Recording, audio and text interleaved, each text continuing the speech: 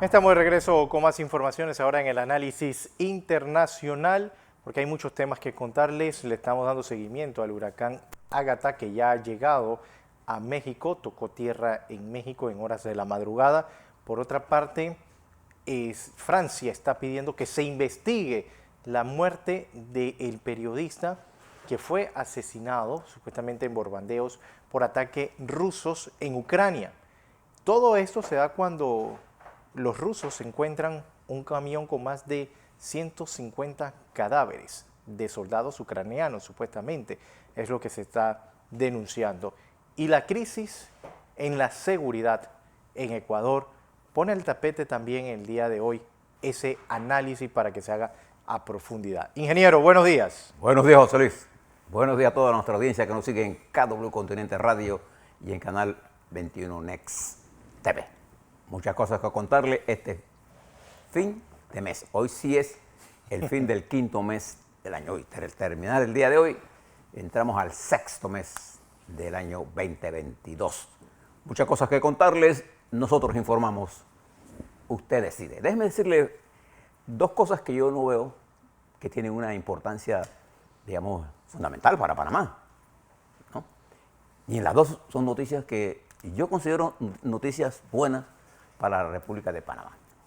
Le voy a dar primero, con impacto internacional. Bien. La agencia evaluadora de riesgo, Fitch Rating, establece el riesgo, la evaluación de riesgo del Banco Nacional de la República de Panamá. Y recuerde que estas evaluaciones constituyen un análisis independiente de cómo esta entidad, en este caso el Banco Nacional, administra el riesgo. Eso es lo que es este informe. Lo hizo público el 18 de mayo de este año.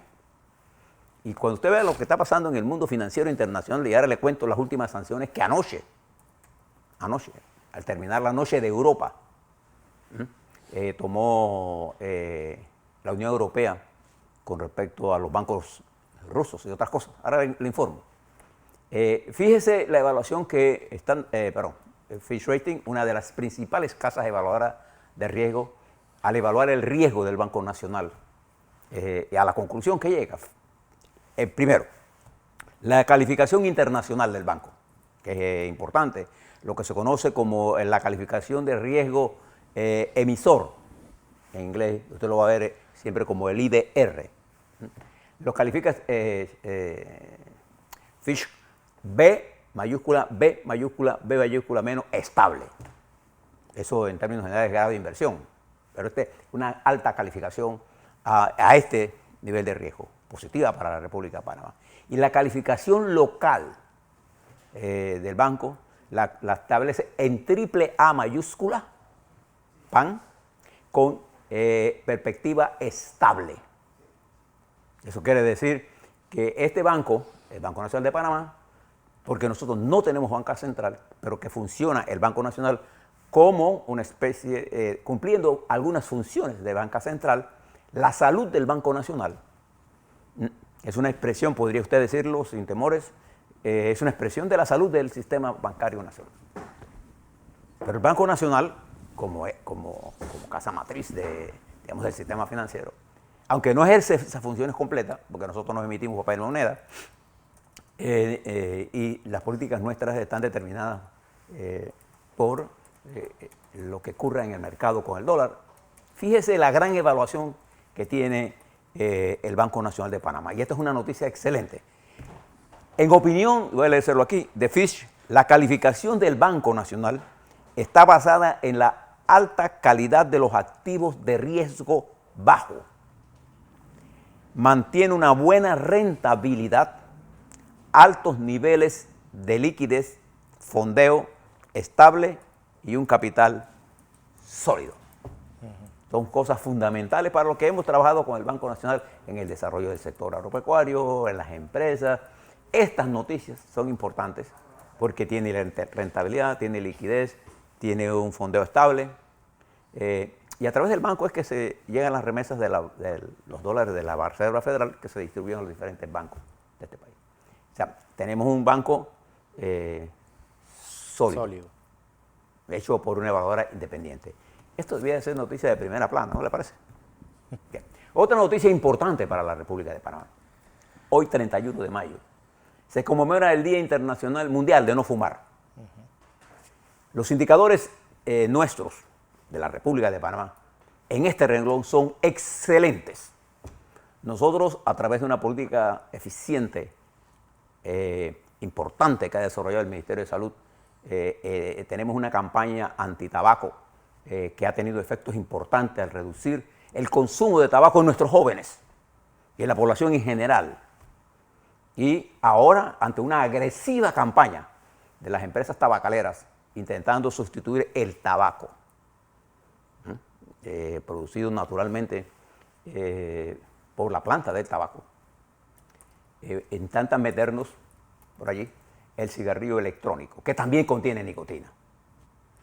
Pero esta campaña del mundo, que hoy se conmemora, también tiene que ver con el efecto ecológico El medio ambiente. que al medio ambiente produce el tabaco. El tabaco, recuerde bien, es una planta que pertenece a la familia de las solanáceas, también familia del tomate. Y el alto nivel de pesticidas que se utiliza para proteger la hoja constituye uno de los elementos de contaminación altísimo. La industria tabacalera se está moviendo de este tabaco metal a producir tabaco de manejo electrónico. Una característica de esto es el engaño propagandístico a la juventud. Nosotros hemos logrado mantener bajo la República de Panamá el consumo de tabaco, y eso es importantísimo, pero eso no le gusta a la industria tabacalera. Y una de las políticas que está utilizando la industria tabacalera, que ha sido castigada en los Estados Unidos, en las cortes, las tabacaleras internacionales han tenido que llegar a acuerdos con los fiscales por campañas publicitarias engañosas, particularmente intentando captar a nuestros niños y a nuestros jóvenes. Han tenido que pagar fuera de la corte millones de dólares. En nuestro país, y utilizan para todas estas cosas médicos, y utilizan algunos médicos, y utilizan formaciones de ONG que ellos controlan y que intentan entonces desarrollar campañas contra nuestros funcionarios que tienen que ver con esta campaña de la lucha antitabaco. Panamá no escapa a esa campaña del acoso a los funcionarios públicos que manejan este tema tan importante, porque de una cosa usted puede estar segura, o seguro. Si usted fuma, no importa que fume tabaco producido por plantas o electrónico, usted está seguro de lo que va a morir.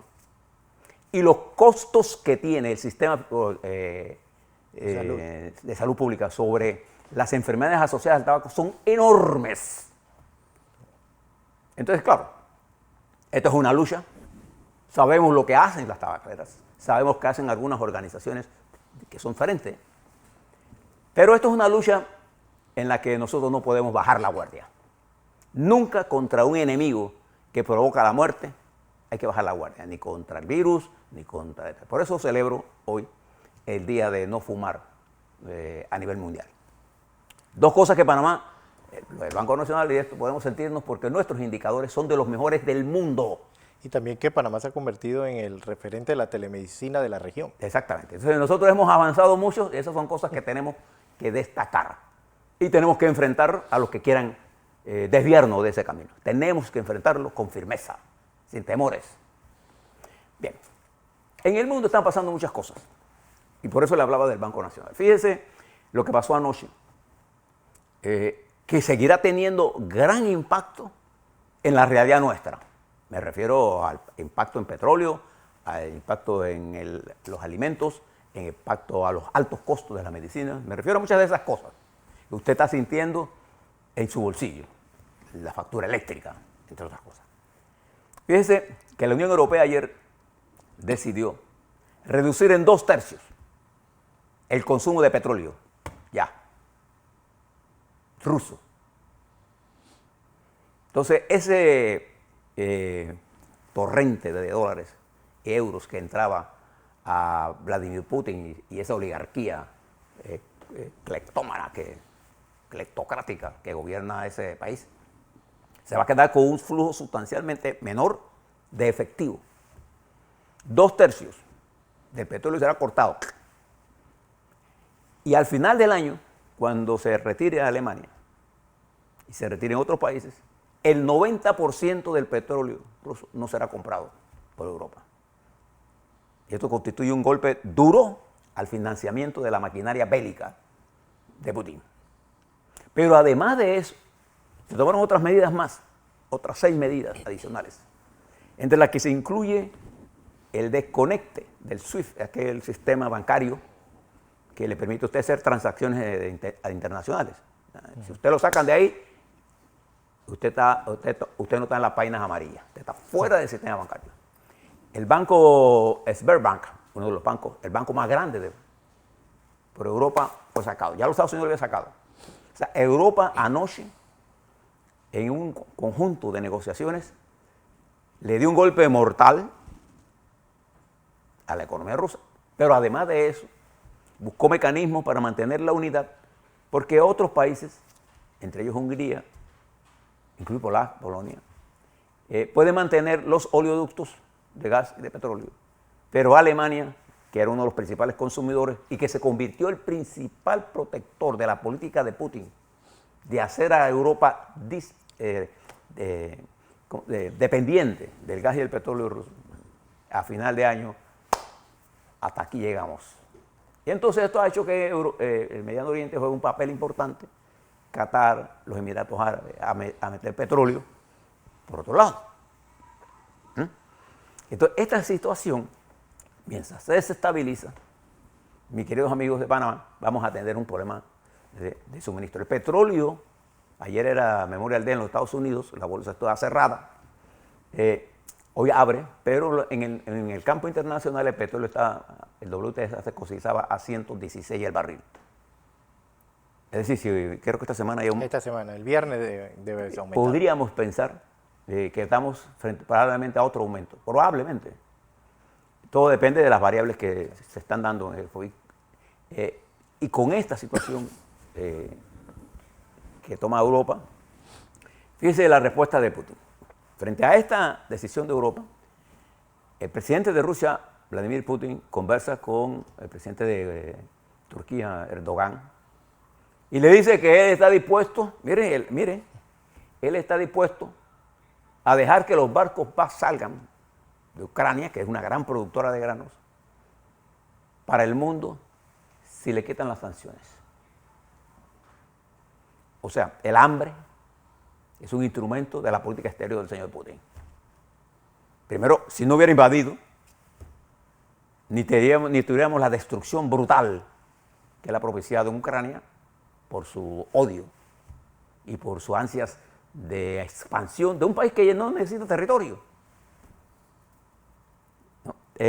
No tendríamos esta situación. Pero si usted permite que esto pase, ningún país está seguro en el mundo. Ninguno. Entonces, este casamiento que quiere hacer él no va a ser posible. No va a ser posible. Entonces, cuando usted plantea una situación para no ser posible, él quiere seguir en la guerra. Pero si no tiene suministro, la guerra la va a estar allá adentro. Y hoy se están dando fuertes combates en la región de Donbass, con un avance de la artillería, porque ellos primero, Rusia, le cae a bombazo limpio, y después que destruye todo, entra el ejército. Y ahora se están dando fuertes combates, calle por calle, en regiones de Donbass. Lo que intenta Putin es liberar unas regiones para unirlo con Crimea, y entonces él apoderarse del territorio de eso y controlar el Mar Negro. Esto va a tener meses, estamos en el 4.º mes de la guerra, y él no controla Ucrania. Es muy difícil controlar un país de ese territorio y de esa población, sobre todo que recibe ese apoyo internacional. Esto está ocurriendo y seguirá ocurriendo, y Europa fortalece más su unidad, y hay discrepancias, claro que hay discrepancias. En un mundo de esta complejidad, ¿cómo no está discrepancia? Hay gente que piensa que hay que darle territorio a Putin y dejar al niño tranquilo. Hay gente que piensa así. Hay gente que incluso en Europa, en América, en nuestro país piensa que hay que defender a Putin, porque esto es una guerra de liberación nacional. El que piensa así está tratando de ocultar lo que es Rusia en este momento. Rusia es un estado monoexportador en cuya población vive en pobreza, mientras un grupo de oligarcas vive bajo condiciones de riqueza insultantes, no solamente al pueblo ruso, al pueblo del mundo. ¿No? Y esa maquinaria bélica que Putin utilizó, cuando un régimen se corrompe en esa naturaleza, se pierde la disciplina. Eso usted está viendo en el ejército de tierra de Rusia. La indisciplina, la falta de mando. Esos hombres están acostumbrados a vivir bien, porque están robando mucho. Y a tener todos sus hijos educados en Europa. Bien, esa guerra va a continuar en el mismo momento en que China vive una caída de su crecimiento. Afortunadamente, Shanghái ya comienza a salir. Digo afortunadamente, ¿por qué? Porque China es una economía importante en el mundo. A nadie le conviene que China se destruya, al contrario. Entonces, pero China tiene que entender las reglas de juego. Entonces, ya Shanghái comienza a levantarse, pero el problema inmobiliario en China se ha agudizado últimamente por otra gran inmobiliaria que ha entrado en problemas en China. Y los chinos no encuentran casas para vivir, ya de hecho que es un problema. No estamos hablando de cualquier población, estamos hablando de más de 1.400 millones. Y de los cuales la juventud, que no necesita tener yuanes porque no le sirven, necesita tener, son activos y compran apartamentos. Bueno, hay cantidad, millones de apartamentos que no se pueden entregar por la contracción que hay en Shanghái y en Beijing. Entonces, esto seguirá siendo parte del problema mundial, porque al contraerse la economía china, se contrae el comercio mundial. China no puede exportar lo que está exportando, no puede comprar lo que está comprando. Pero en los próximos meses tendremos un nuevo mecanismo.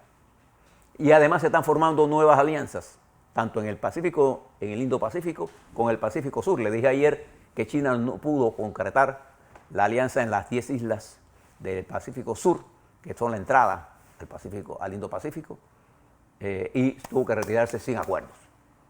En ese marco, América Latina vive esa es la segunda vuelta. Mañana le voy a hablar un poco sobre Colombia. Aquí veo a mucha gente preocupada aquí, en Panamá preocupada si gana Hernández o si gana Petro. Yo lo que hago son los análisis de quién va a ganar o no. El problema de quién gane es una decisión del pueblo colombiano. A nosotros lo que nos interesa es la dinámica que se está generando allí. Y fíjese lo que le dijo José Luis de Ecuador. En Ecuador hay una crisis de seguridad. El narcotráfico ha controlado ya sectores importantes de Ecuador y el nivel de personas asesinadas por año se ha triplicado. Y ya en lo que va de este año hay más muertes que el año pasado. 1.200 por el momento contabilizan ellos. Y esto ha creado una crisis de gobernabilidad en Ecuador, en donde ya no hay, Ecuador ya no es trasiego de narcóticos, es procesador de narcóticos. Y gran parte del territorio está en manos del narcotráfico colombiano que ha emigrado hacia Ecuador o que se ha expandido. Y por eso es que Colombia es tan importante para nosotros. No solamente en materia de narcotráfico, sino en materia de migración, en materia de consumo, y en materia arancelaria, Colombia se ha portado muy mal como la República de Panamá. Pero a nosotros nos interesa lo que pasa en Colombia por otras razones. Pero a los colombianos es el que les interesa quién van a decidir escoger en las próximas semanas. Y por otro lado, la cumbre iberoamericana comienza a tener tropiezos. Y la cumbre del CELAC, Cuba, Venezuela moviendo todas sus fichas para boicotear la reunión junto con México. Y vamos a ver qué pasa. No se preocupe mucho porque de esto vamos a tener mucho en la fiesta que viene ahora. Ahora viene una especie de replanteamiento global. Y ahí es donde los panameños debemos estar. Por eso a la vuelta les quiero hablar sobre el caso de los 15 diputados y por qué es tan importante que le prestemos atención a esto. Y sobre todo el Tribunal Electoral. Porque si nosotros no logramos fortalecer la institucional, y por eso me agrada mucho la noticia del Banco Nacional, es en el fortalecimiento de la institucionalidad panameña y no en su ruptura. Y los partidos son parte de esa institucionalidad. Le voy a hablar un poco sobre cómo va este proceso. Voy a hablarle un poco sobre, fíjese lo que pasó en el Parque Catedral y ese cierre que los indígenas están haciendo porque quieren hacer de la anarquía la única forma de lucha política. Y eso tiene un propósito, atacar en el corazón la institucionalidad y dar la impresión que aquí no manda nadie. Esa es la real. A la vuelta le voy a hablar sobre esos temas y el impacto que eso tiene en la sociedad y en el exterior.